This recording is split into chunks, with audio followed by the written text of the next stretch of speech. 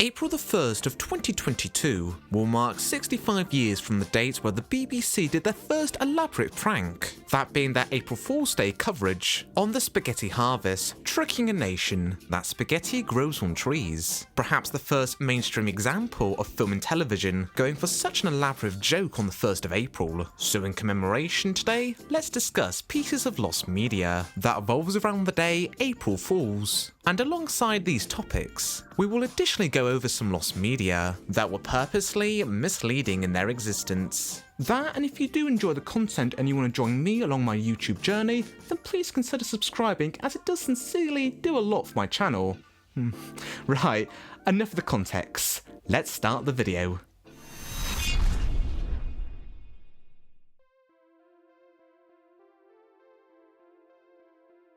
Doctor Who has the most famous case of missing media, as huge portions from Doctor Who in its early years have gone missing. Given that the continuity of the show is still going on to this day, it can be pretty frustrating for Whovians that a lot of really major and important episodes are just simply not accessible to watch. The passion towards finding missing episodes have been going on ever such a long time, vastly predating our modern lost media community, dating all the way back in the 1970s for when it became public knowledge of the major missing gaps of the BBC's archive of Doctor Who episodes, with film professionals or hardcore Whovians dedicating their lives to trace down every single possible surviving Doctor Who story. And the absolute, utter depths of despair when we found out that it was just a blank tape and it was all a hoax. If I could get hold of this Roger Barrett, I think I'd just grab hold of him by the scruff of his neck and choke him until I found out why he'd misled everybody. What kind of idiot does he take us all for? I wish I could get hold of him. Ian Levine. Yeah, we gotta do a video on this chap, but not today. Basically, missing Doctor Who episodes are a very big deal. So imagine every Doctor Who nerd surprised that in 1983, it was announced in Doctor Who magazine, issue 76, that rushes of an incomplete William Hartnell episode, The First Doctor Who, were rediscovered in the BBC archive. The work-in-progress episode was called The Phoenix Rises. With such a monumental rediscovery, it seemed a shame to not do anything with the footage. It was additionally announced in the same article that the BBC were going to fully complete the story, but with the first Doctor actor William Hartnell being deceased for several years, it was decided that they were going to use the then current Doctor, Peter Davison, the fifth incarnation, to film the missing scenes. They would photograph the new footage in black and white so it would fit along seamlessly with William Hartnell, as all his stories were only filmed in black and white. If this sounded too good to be true and a little bit of an unusual experiment, they announced they were going to film on the 1st of April of that year. In late 2009, Doctor Who fan Action Figure Theatre did a fan-made action figure comic strip based on the prank story.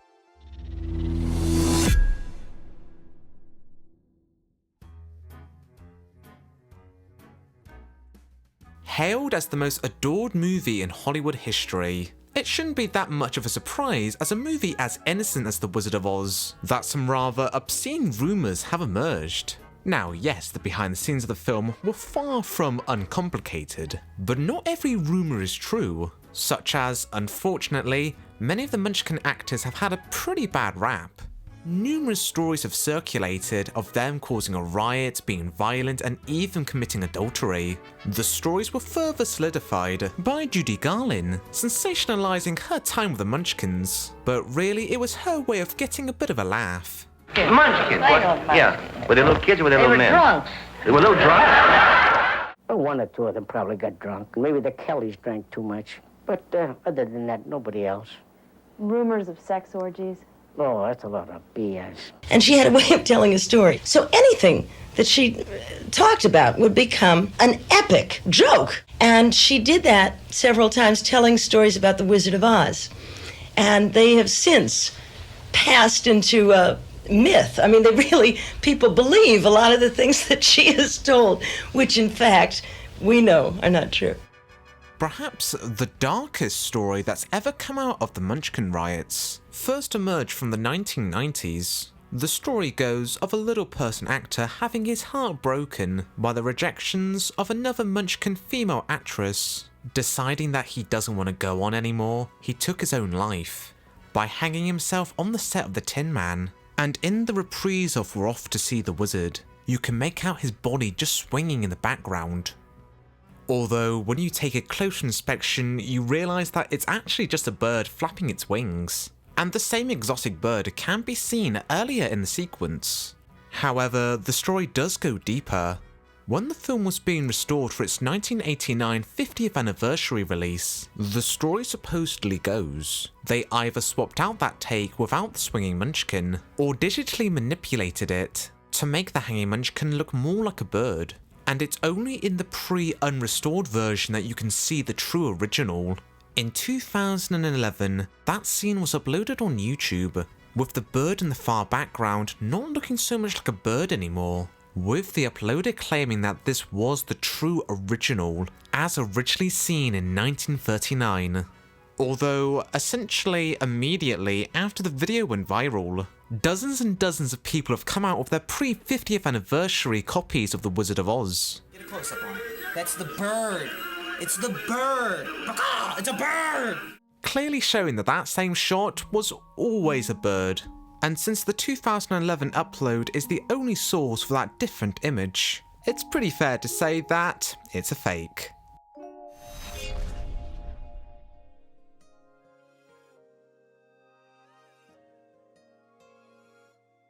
In the preparation for the 2005 Peter Jackson remake of King Kong, there was the launch of the fan site called kongisking.net, where in the build-up for the movie's release, there were frequent updates about the progress of the film, in the form of either blogs or video diaries. Only about 8 months before the movie's release, it was officially announced via the video diary, where 2 sequels were in the work and were going to be filmed back-to-back, in the same production fashion as Peter Jackson's Lord of the Rings trilogy. The first of the sequels were titled Son of Kong, which was scheduled for release during the summer of 2006, followed by the third film, Into the Wolf's Lair, released that Christmas. The plot would have went along the lines of the same cast returning back to Skull Island. There they would have met another giant gorilla, an albino one, proposed to be the son of Kong. Set during the events of World War II, Kong Jr. would have adventured back to civilization, aiding in the war efforts, fighting off horrific mutants created by the Nazis. The production diary featured interviews from the cast and crew, concept design and working progress of animatics. So seemingly pre-production was well on the way, although no further updates on the project was ever given. As to why things went strangely quiet, well, the video was uploaded on April the 1st. Yeah, I'll let you fill in the gap there.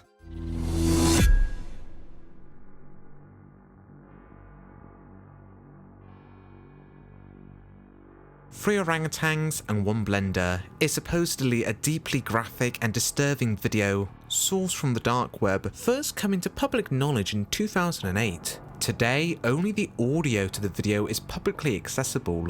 But if I've got to be brutally honest, the audio file sounds as fake as buggery. I won't play the audio, but after taking a listen, the supposed apes don't sound like orangutans, they sound more like chimpanzees.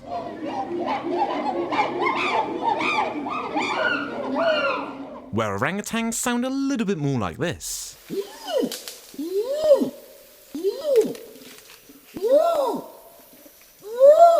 Furthermore, the blender doesn't sound like any equivalent meat grinder that would be used for the purpose of chopping up giant animals. I actually showed the audio to my dad, who used to be in the meat trade, and he said that it sounded more like a Hoover.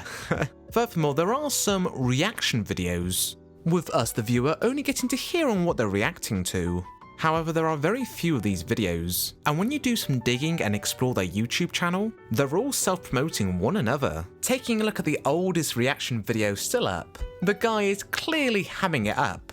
The first red flag is that he gloats on how hard it is to find. For a video that's supposed to be so horrendous, he is smiling quite a bit, cartoonishly throwing up, and then his mum walks in unfazed of what's going on. These people additionally react to similar titled videos, so if I had to speculate, Three Orangutans and One Blender doesn't exist as a video and was just some elaborate joke by a group of friends. during a time when it was popular to react to obscene videos, and has now gone off into a little niche horror story on the internet. There are other videos that supposedly react to the same video, with no signs of involvement with the other channels, but these were made years later, well after the fact. And since these videos are quite recent, shouldn't there at least be more solid evidence of this dark web video? So I think it's a safe guess that these geezers are in it with the same joke. Orangutans do exist in quite close proximities with humans, and rather unfortunately there have been some groups within these communities that have taken advantage from these grey apes, like circus attractions and rather sadly, in the most deprived case, sexual slaves. So this story does seem plausible, but thankfully I think we can all pretty confidently say, 3 orangutans and 1 blender, it's a massive internet hoax.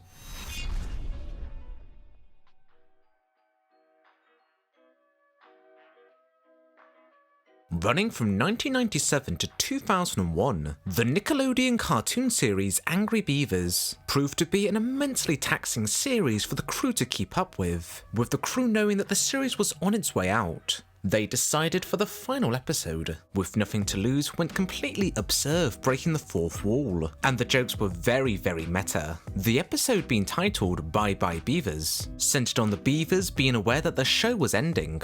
The joking nature of the rigorous gears of television was by and large a massive criticism on the animation industry, cheap labour work on Korean animation, how network televisions will usually take all the royalties for themselves, and the beavers even refer to each other by their voice actors' names. The episode concludes with both beavers slowly fading away, before shouting out, "April Fools!" Fans had interpreted this that this wasn't really meant to be the series finale, but rather an April Fool's joke, although the crew has since clarified that this was legitimately meant to be the final episode. Maybe the April Fools was meant to be a soft blow for the kids, to kind of confirm that the show was ending, but then at the same time covering their own tracks, playing it up as a joke. Production did go as far as the voice recording being completed, but Nickelodeon would hold any further production, as apparently this episode broke their rule, that a show cannot imply that it's ending. That, and I personally think, their employees making a product that openly criticises their work platform may have played a part as well. Storyboard artist of the series, Maureen, shared some storyboards of the unmade episode on her website. Richard Horvitz, the voice of Daggett, does have an audio recording of the session, which he brought on the Avi Melman podcast, and has since been widely shared online. But just to note, it's not a clean rip, as you can hear the podcasters laughing in the background. This will likely be the closest we'll ever get to experience the episode.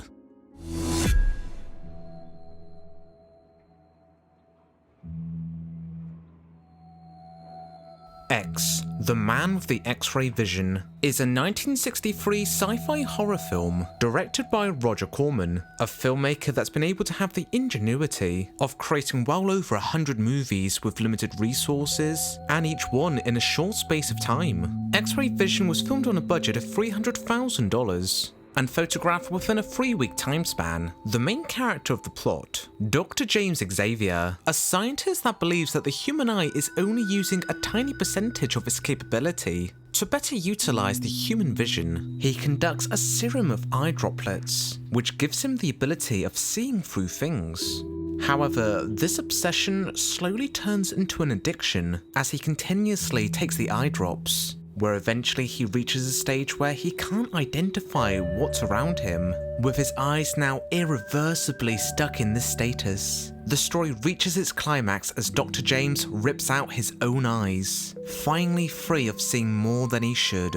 However, there were rumours of a slightly different ending. In the non-fiction Stephen King book Don Macabre, taking a look at fiction stories in film and television, Stephen King can recall seeing an alternative ending to the X movie, where after ripping out his eyes, James exclaims that he can still see. For the next several decades, this discarded ending went down in legend for film fans, a possibly more disturbing finale. Eventually, Roger Corman would lay down this legendary ending, explaining that no such scene was ever filmed. In a 2017 interview, he expressed quite a fondness for this non-existing ending, with even playing around the idea of remaking the film, mainly for the advancements of better technology. but especially to feature such an ending like that.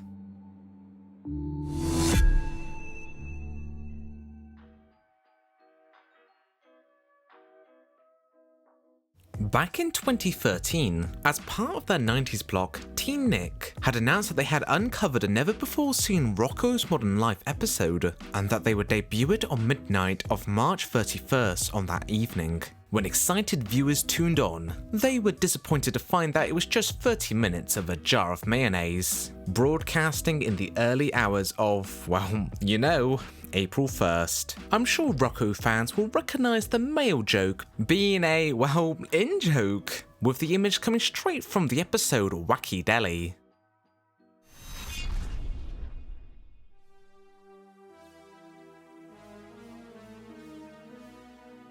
Outside of the original 1954 film, the most famous mainstream movie to feature Godzilla was King Kong vs. Godzilla, released back in 1962, and was canonically the third official movie for both monsters, and the first movie to feature both monsters in colour, although Kong was more widely known around the world, with his movie coming out 21 years before the first Godzilla film. By the time of the crossover, Godzilla was only less than 10 years old, far less time for the character to be culturally impactful, with his first movie only merely being a distant memory at that point. And while yes, Godzilla did have a sequel in '55, it did not nearly make the same business as the first movie.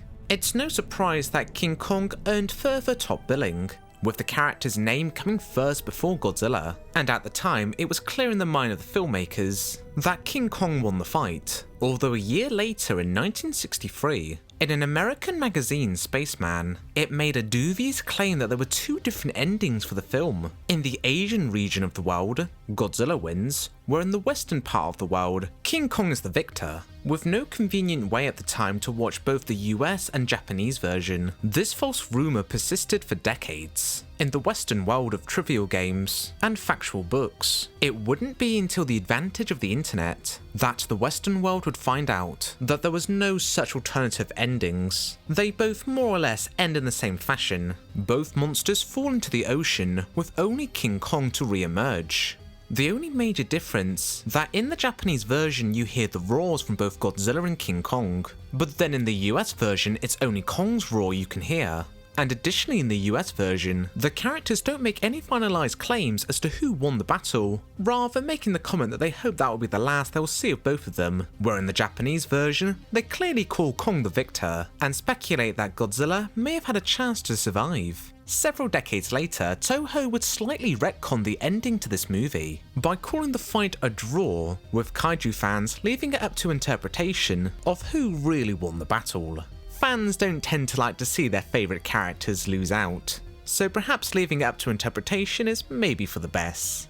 The movie caused a re-spark of interest for the Godzilla character, following the theme of putting Godzilla up against another monster, carried over for following Godzilla movies, and now, today, there are far more Godzilla movies than there are Kong movies. And when it came time for the remake, the attitude of who should have won certainly changed perspective. For those who have seen the movie, you know what I'm talking about.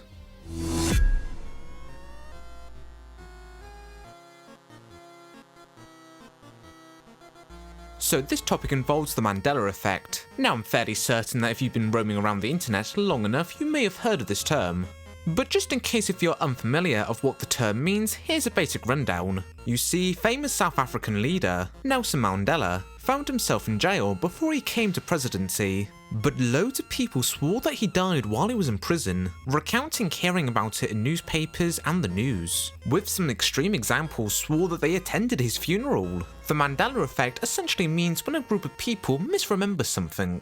A pop culture example of the Mandela effect is in Star Wars Empire Strikes Back, when Luke Skywalker learns about his true heritage. People tend to quote the famous Darth Vader line, "Luke, I am your father." But the actual line spoken in the film is, "No, I am your father." But perhaps the most extreme case of the Mandela effect in the realm of pop culture movies are people remembering the comedian actor Sinbad starring in the film Shazam as a mystical genie. But there's no such Shazam film that he stars in. There is a similar movie on equivalent for called Kazam, but the genie isn't played by Sinbad. Instead, the actor is basketball player O'Neal. so it seems like people are just misremembering that film. After all, Shazam and Kazam do sound similar, and they do rhyme after all. But that would change on April 1st of 2017. YouTube channel College Humor would upload the trailer of the false movie, starring who else but Sinbad, being absolutely committed to this massive in-joke. So I suppose Shazam does somewhat exist now.